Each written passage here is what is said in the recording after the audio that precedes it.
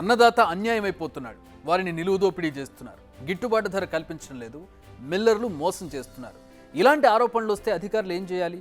వారికి న్యాయం చేస్తామని భరోసా ఇవ్వాలి, విచారణకు ఆదేశించాలి, ఎక్కడ తప్పు జరుగుతుందో తెలుసుకోవాలి, తప్పును సరిదిద్దాలి, బాధితులను ఆదుకోవాలి, బాధ్యులపై చర్యలు తీసుకోవాలి. మరి మన పౌర సరఫరాల శాఖ కమిషనర్ ఏం చేశారు? మేము చెప్పడం ఎందుకు, మీరే చూడండి. 50% మాయిశ్చర్కి 50% మాయిశ్చర్ అంటే దాంట్లో వారంలో ఆరిపోయిన తర్వాత 100 kg మీరు ఉంటే ఎంత ఉండిపోతుంది paddy? How can one expect MSP for the paddy with 50% moisture? So అక్కడ కొద్దిగా సిస్టమేటిక్ ప్రాబ్లం ఉంది, కొద్దిగా మనం అవేర్నెస్ చేస్తున్నాము. హార్వెస్టింగ్ మషిన్ మేము అంతకుముందు యాక్చువల్గా మేము ఎక్స్ప్లెయిన్ చేసాము. హార్వెస్టింగ్కి కానీ ఫ్రూట్కి కానీ ఒక పండించడానికి ఒక సమయం ఉంటుంది. దానికంటే ముందు క్రితమే మీరు దాన్ని కట్ చేస్తే it is not formed, it is not properly formed. ఆ పత్తి ఫార్మ్ అయ్యే ముందే మీరు కట్ చేసుకొని తీసుకువస్తే దానికి ఎట్లా రేటు వస్తాయి? అది సంగతి. రైతుకు పంట ఎప్పుడు కోయాలో తెలియదు, ఎప్పుడు మార్కెట్కు తీసుకురావాలో తెలియదు, అసలు వరి ధాన్యాన్ని ఎప్పుడు అమ్ముకోవాలో అంతకంటే తెలియదు. ఇది డిఎస్ చౌహాన్ గారు సెలవిచ్చేది. ఇందులో మిల్లర్ల తప్పే లేదు, ట్రేడర్లు చేసిన పాపం ఏమీ లేదు, చేసిందంతా రైతులే, అందుకే నష్టపోతున్నారని చెబుతున్నారు చౌహాన్. తెలంగాణలో ధాన్యం సేకరణ మొదలైంది. అయితే ప్రభుత్వం కనీస మద్దతు ధరగా నిర్ణయించిన 2,300 రూపాయలు ఎక్కడా ఇవ్వడం లేదని మార్కెట్ కమిటీ అధికారులు, మిల్లర్లు కుమ్మక్కై క్వింటాళ్ల ధాన్యాన్ని 1,700 నుంచి 1,900 రూపాయలకే రైతుల నుంచి కొని వారిని నిలువున ముంచుతున్నారని ఆరోపణలు వచ్చాయి. ఆఖరికి సీఎం రేవంత్ రెడ్డి కూడా ధాన్యం సేకరణపై సమీక్ష నిర్వహించి హద్దు దాటితే అస్సలు తగ్గొద్దంటూ అధికారులకు చెప్పారు. అవసరమైతే మిల్లర్ల లైసెన్సులు కూడా రద్దు చేయమన్నారు.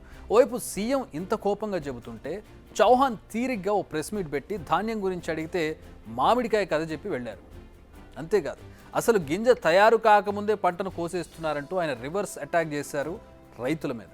చౌహాన్ మాటలు విన్న తర్వాత ఇప్పుడు కొత్త అనుమానాలు తెరపైకి వస్తున్నాయి. నిజంగా చౌహాన్ రైతు సంక్షేమం కోసం పనిచేస్తున్నారా? మిల్లర్లు చేస్తున్న దోపిడీకి ఒత్తాసు పలుకుతున్నారా? ఆయన మిల్లర్లతో మిలాఖత్ అయ్యారా? సీఎం రేవంత్ ఆదేశాలను కూడా ఆయన పట్టించుకోరా? ఇప్పుడు ఈ ప్రశ్నలు వేస్తుంది మేం కాదు, రైతులు. అంతేకాదు, అసలు చౌహాన్కు పంట గురించి ఏం తెలుసని రైతులు డైరెక్ట్గా ప్రశ్నిస్తున్నారు. రైతు ఎవరు కూడా వాళ్ళ పంటను వాళ్ళు నాశనం చేసుకోరు కదా. మేము ఒక దశకు వచ్చిన తర్వాతనే వాటిని తీసుకొచ్చి ఎండబెట్టుకోవడానికి ప్లేస్ లేక ఇక్కడ తీసుకొచ్చి ఎండబెడతాం, అంతే తప్ప దాన్ని ఆసరా తీసుకొని అధికారులు అనే వాళ్ళు ఇక్కడ కొత్తగా రాకముందుకే వచ్చి తీసుకొచ్చి ఇక్కడ దాన్ని ఎండబెడతారు అని ఇస్తారు. సరిపడిన ప్లేస్ లేక అకాల వర్షాలు వస్తే పొలాల్లో ఉంటే వాళ్ళు వడ్లు ఎత్తుకోవడానికి ఇబ్బంది అవుతుంది కాబట్టి ఈ మార్కెట్లోకి వచ్చి మేము ఎండబోసుకున్నాం, అంతే తప్ప. కానీ పంట చేతికి రాకముందు కోయడం అనేది తప్పది. 17% ఉంటే కూడా తీసుకోవడానికి వాళ్ళు ఇబ్బంది పెడతారు మమ్మల్ని. 17కు 50కి ఎంత తేడా ఉంది అట్లా. అయితే 17% ఉంటేనే మాకు ఓకే, ఏఓసారి వచ్చి ఓకే చేసి దాన్ని టోకెన్ ఇస్తాడు, అంతేగాని 50% అనేది ఎక్కడ లేదు. మిల్లర్లు కూడా పోయిన తర్వాత కూడా తేమ శాతం ఎక్కువ ఉంటే వాళ్ళు అక్కడ ఇందులో తేమ శాతం ఎక్కువ ఉందని చెప్పి లారీ మొత్తం అవి పక్క పెడతారు. అప్పుడు కూడా మేము రైతులమే పోయి వాళ్ళని బతిలాడుకొని చేసి కాకపోతే కేజీకి ఇంత అంత కట్ చేసుకోండి అని చెప్పి మేము బతిలాడుకొని రైతులమే నష్టపోతాం తప్ప మిల్లర్లు ఎవరు నష్టపోవట్లేదు ఇక్కడ. ఇది గవర్నమెంట్ కోరేది ఏంటంటే ఇవి ధాన్యం తడిసి ఉన్నా కూడా ఏది ఉన్నా ఎమ్మటే రిటర్న్ కాంట పెట్టుకోవాలని కోరుకుంటున్నానండి. ఎందుకంటే రైతులు ఇబ్బంది పడొద్దు కదా. ఇప్పుడు ఇక్కడ మేము పోస్తే వీళ్ళు ఏమంటారు, ఇక్కడ మీరు పోయొద్దని వీళ్ళు అంటారు. మేము పొలాల్లో పోసుకుంటే వర్షం వస్తే వద్దత్తే మొత్తం అవి మొలకెత్తుతాయి. మొలకెత్తిన మేము చేసేది ఎంత నష్టం. ఇప్పుడు ఎకరాన పెట్టుకున్నా కూడా కనీసం రెండు పుట్లు కూడా వండట్లే, మస్తు నష్టపోయినాం. కాబట్టి గవర్నమెంట్ కోరేది ఏంటంటే మేము తీసుకొచ్చిన వడ్లని ఎమ్మటే వాళ్ళు కాంట పెట్టుకుంటే మాకు కూడా బాగుంటుందని కోరుకుంటున్నాం. అయితే ధాన్యం తేమ శాతంపై ఇప్పటికీ అనుమానాలు ఉన్నాయి. ఎందుకంటే పంట కోసిన తర్వాత 50% తేమ ఉండడం అనేది అసాధ్యం అంటున్నారు రైతులు. మరి అధికారులు దీనికి సంబంధించిన ప్రూఫ్ చూపిస్తున్నారు.